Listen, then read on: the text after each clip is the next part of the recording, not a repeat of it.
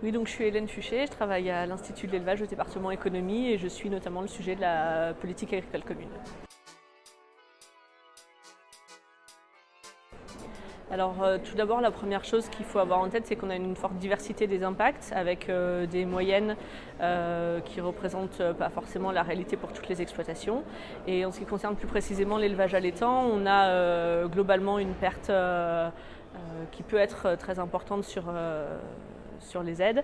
Donc notamment le couplage qui va être impacté. En moyenne, on est à moins 17% de baisse dès 2023 sur le couplage allaitant et avec également une baisse sur le premier pilier qui va être de l'ordre de moins 2,5 à moins 3% en moyenne, avec une forte diversité puisque les exploitations, notamment avec engraissement, vont également avoir une perte sur le premier pilier plus importante avec la convergence.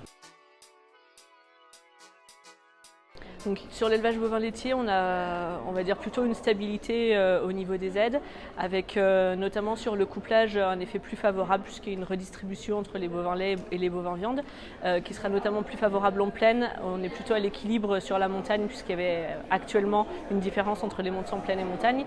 Et par contre, sur l'effet convergence, on a également des bovins laitiers qui sont impactés à la baisse puisqu'ils avaient globalement des références un petit peu plus hautes, mais l'impact est d'ampleur moindre.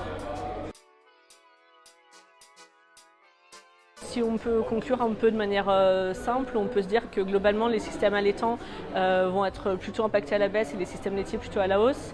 Et dans le même temps, on a les systèmes qui étaient plutôt intensifs qui vont être impactés à la baisse et les systèmes plutôt extensifs plutôt équilibre voire à la hausse. Donc ce qui fait qu'en global, on a les systèmes bovins-viande plutôt d'engraissement qui sont les plus impactés négativement.